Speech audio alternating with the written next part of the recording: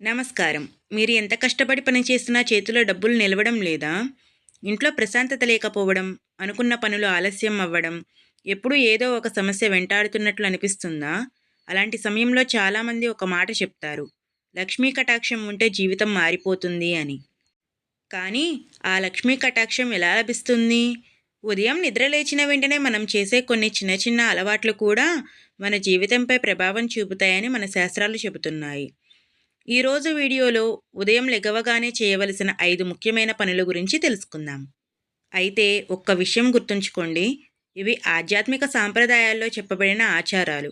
వీటిని భక్తితో, మంచి మనసుతో ఆచరించడం ముఖ్యమని భావిస్తారు. మొదటిది అరచేతులను దర్శించుకోవడం. ఉదయం కళ్ళు తెరిచిన వెంటనే మొబైల్ చూడకుండా ముందుగా మీ 2 అరచేతులను చూడండి. మన సాంప్రదాయాల్లో ఒక శ్లోకం ఉంది. కరాగ్రే వసతే లక్ష్మిః కరమధ్యే సరస్వతి కరములే స్థితో బ్రహ్మ ప్రభాతే కరదర్శనం. ఈ శ్లోకం అర్థం ఏమిటంటే అరచేతి చివరిలో లక్ష్మీదేవి, మధ్యలో సరస్వతీదేవి, మూలంలో బ్రహ్మదేవుడు నివసిస్తారని భావిస్తారు. అందుకే కొత్త రోజును కృతజ్ఞతతో ప్రారంభించాలని ఈ ఆచారం సూచిస్తుంది. అందులో రెండవది భూమాతకు నమస్కారం చేయాలి. ఉదయం నిద్ర లేచిన వెంటనే చాలామంది మంచం మీద నుంచి నేరుగా కిందకి దిగిపోతారు. కానీ మన సనాతన సాంప్రదాయాల్లో అలా చేయకుండా ముందుగా భూమాతను నమస్కరించి, స్మరించి, ఆ తరువాత కిందకి దిగాలని చెప్తారు.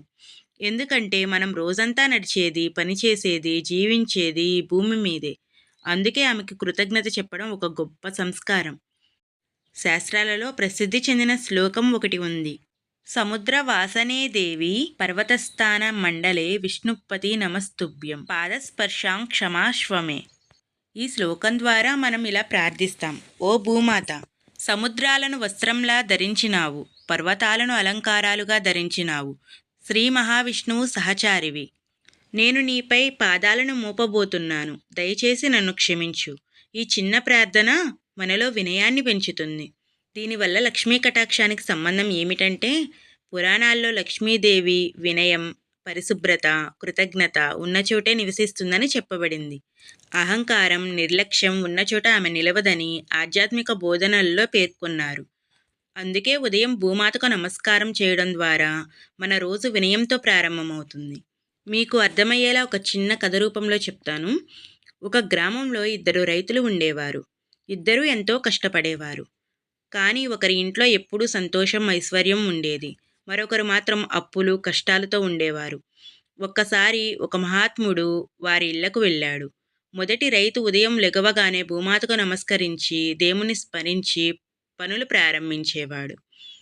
రెండవ రైతు మాత్రం తొందరలో కోపంగా రోజును మొదలుపెట్టేవాడు. అప్పుడు మహాత్ముడు ఇలా అన్నాడు. సంపద కేవలం ధనంతో రాదు. మంచి ఆలోచన, వినయం, కృతజ్ఞత ఉన్న ఇంటికే నిజమైన ఐశ్వర్యం వస్తుంది. ఈ కథ చెప్పే సందేశం కూడా అదే. అందులో మూడవది ఉదయం నిద్రలెగవగానే నీరు తాగడం.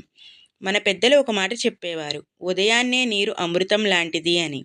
రాత్రంతా నిద్రపోయిన తరువాత శరీరానికి నీటి అవసరం ఉంటుంది. అందుకే ఉదయం లెగవగానే శుభ్రమైన నీటిని నెమ్మదిగా తాగడం మంచి అలవాటుగా భావిస్తారు. అయితే ఇక్కడ ఒక విషయం గుర్తుంచుకోవాలి. నీరు త్రాగడం వల్లే లక్ష్మీ కటాక్షం వస్తుంది అని శాస్త్రాలు నేరుగా చెప్పవు. కానీ శుభ్రత, ఆరోగ్యాన్ని కాపాడుకోవడం, క్రమశిక్షణతో జీవించడం వంటి మంచి అలవాట్లు ఆధ్యాత్మిక జీవితంలో కూడా ముఖ్యమని భావిస్తారు. ఆధ్యాత్మిక భావన అంటే మన శరీరాన్ని దేవుని ఆలయంగా చూస్తారు. ఆ ఆలయాన్ని పరిశుభ్రంగా ఉంచుకోవడం కూడా ఒక విధమైన పూజగానే భావిస్తారు. అందుకే ఉదయం నీరు త్రాగి శరీరాన్ని తాజాగా ఉంచుకొని ఆ తరువాత దేవుని ధ్యానం చేయడం ఎంతో మంచిదని పెద్దలు సూచిస్తారు. అది ఎలా అంటే ఒక కథ రూపంలో విన్నాం దీన్ని కూడా. ఒక గ్రామంలో 2 వ్యాపారులు ఉండేవారు. ఒకరు ఉదయం ఆలస్యంగా లెగిచి తొందరపాటుతో రోజును ప్రారంభించేవాడు. మరొకరు మాత్రం తెల్లవారుజామునే లెగిచి నీరు త్రాగి స్నానం చేసి దేవుణ్ణి ప్రార్థించిన తరువాతే తన పనిని మొదలుపెట్టేవాడు. కొన్ని సంవత్సరాల తరువాత మొదటి వ్యక్తి ఎప్పుడూ ఒత్తిడితో ఉండేవాడు. రెండవ వ్యక్తి మాత్రం ప్రశాంతంగా తన పనులను నిర్వహించేవాడు. ఒక్కసారి అతన్ని అడిగితే, నా విజయానికి రహస్యం ఒకటే, ప్రతిరోజు క్రమశిక్షణతో ప్రశాంతమైన మనసుతో ప్రారంభిస్తాను అని చెప్పాడు. ఈ కథ చెప్పే సందేశం ఏమిటంటే, చిన్న మంచి అలవాట్లు మన జీవితంలో పెద్ద మార్పులకు పునాది వేయగలవు.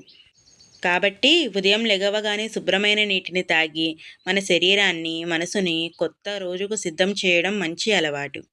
అందులో నాలుగవది ఇంటిని మరియు ముఖ్యంగా గుమ్మాన్ని పరిశుభ్రంగా ఉంచడం. మన పెద్దలు ఎప్పుడూ ఒక మాట చెప్పేవారు, శుభ్రత ఉన్న చోటే శుభం ఉంటుంది అని. అందుకే ఉదయం లెగవగానే ఇంటిని ఊడ్చి గుమ్మాన్ని శుభ్రం చేసి సాధ్యమైతే ముగ్గు వేయడం మన సాంప్రదాయాల్లో ఒక ముఖ్యమైన ఆచారం. ఇది కేవలం అలంకరణ కోసం కాదు, పరిశుభ్రమైన వాతావరణం ఇంట్లో ప్రశాంతతను కలిగిస్తుందని, ఆధ్యాత్మికంగా కూడా మంచి వాతావరణాన్ని సృష్టిస్తుందని భావిస్తారు. లక్ష్మీదేవికి దీనితో సంబంధం ఏమిటి అంటే, హిందూ సాంప్రదాయాలలో లక్ష్మీదేవి పరిశుభ్రత, క్రమశిక్షణ, శుభ్రంగా ఉన్న ఇంటిని ఇష్టపడుతుందని విశ్వసించేవారు. అందుకే పండగలు, శుక్రవారాలు మాత్రమే కాదు, ప్రతిరోజు ఇంటిని శుభ్రంగా ఉంచాలని పెద్దలు చెప్పేవారు. ఇది ఒక భక్తి సాంప్రదాయం. దీన్ని పాటించడం వల్ల కుటుంబంలో మంచి వాతావరణం ఏర్పడుతుందని నమ్మకం.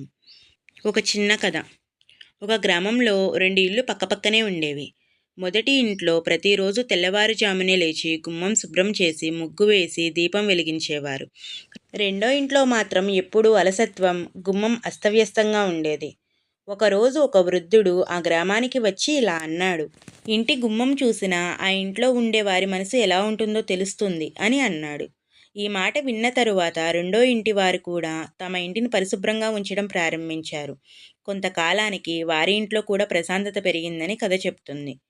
ఈ కథ చెప్పే సందేశం ఏమిటంటే, పరిశుభ్రత అనేది సంపదకు హామీ కాదు, కానీ ఒక మంచి జీవనశైలికి, సానుకూల వాతావరణానికి ఒక ముఖ్యమైన అలవాటు.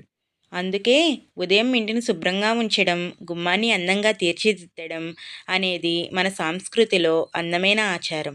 దీనిని భక్తితో, అందంతో చేస్తే రోజంతా ఉత్సాహంగా ఉండేందుకు కూడా ఉపయోగపడుతుంది. అందులో ఐదవది దీపం వెలిగించి భక్తితో దేవునికి సమర్పించడం. మన పెద్దలు ఎప్పుడూ ఒక మాట చెప్పేవారు, ఉదయం వెలిగించిన దీపం ఇంటికి వెలుగుగానే కాదు, మన జీవితానికి ఒక మంచి ప్రారంభానికి ప్రతీక అని. అందుకే స్నానం చేసిన తరువాత పూజ గదిలో లేదా దేవుని ముందు నెయ్యి లేదా నువ్వుల నూనెతో దీపం వెలిగించి భక్తితో ప్రార్థించడం చాలామంది ఆచరిస్తారు. ఈ సమయంలో మీరు శ్రీ మహాలక్ష్మి అష్టోత్రం, కనకదార స్తోత్రం లేదా కనీసం ఈ చిన్న మంత్రాన్ని భక్తితో జపించవచ్చు. ఓం శ్రీ మహాలక్ష్మియై నమః అని భక్తితో కొద్ది నిమిషాలు జపించడం మనసును ప్రశాంతంగా ఉంచడంలో సహాయపడుతుంది. ఒక చిన్న కథ. ఒక పేద వృద్ధురాలు ఉండేది. ఆమె దగ్గర పెద్దగా సంపద ఏమీ లేదు. కానీ ప్రతిరోజు ఉదయం చిన్న మట్టి దీపం వెలిగించి, అమ్మా లక్ష్మి, నాకు ధనం కంటే ధర్మం, శాంతి, ఆరోగ్యం ప్రసాదించు అని ప్రార్థించేది. ఒకరోజు గ్రామస్తులు ఆమెను అడిగారు, నువ్వు ఇంత పేదదానివైనా ఎప్పుడూ ఎందుకు నవ్వుతూ ఉంటావు అని అడిగారు. ఆమె చిరునవ్వుతో ఇలా చెప్పింది, నిజమైన లక్ష్మి అంటే కేవలం డబ్బు కాదు, మనసులో శాంతి, కుటుంబంలో ప్రేమ, ఆరోగ్యం, సంతృప్తి కూడా లక్ష్మీదేవి ప్రసాదాలే అని చెప్పింది. ఈ మాటలు విన్న వారందరికీ నిజమైన ఐశ్వర్యం అర్థమైంది. అందుకే ప్రతిరోజు ఉదయం అరచేతులను దర్శించుకోండి, భూమాతకు నమస్కారం చేయండి, శుభ్రమైన నీరు త్రాగండి, ఇంటిని పరిశుభ్రంగా ఉంచండి, దీపం వెలిగించి భక్తితో దేవుణ్ణి ప్రార్థించండి. ఈ ఆచారాలను భక్తితో, మంచి మనసుతో పాటించడం ద్వారా జీవితంలో ప్రశాంతత, క్రమశిక్షణ, సానుకూల దృక్పథం పెంపొందుతాయని మన సాంప్రదాయం చెప్తోంది. ఈ వీడియో నచ్చితే మీకు లైక్ చేయండి. మీ కుటుంబ సభ్యులు, స్నేహితులతో పంచుకోండి. ఇలాంటి మరిన్ని సనాతన ధర్మం, శ్రీకృష్ణుడు, లక్ష్మీదేవి, శివునికి సంబంధించిన ఆసక్తికరమైన వీడియోల కోసం మన ఛానల్ని సబ్స్క్రైబ్ చేయండి. ధన్యవాదాలు. శ్రీ మహాలక్ష్మి కటాక్షం మీపై ఎప్పుడూ ఉండాలని మనస్ఫూర్తిగా కోరుకుంటున్నాను.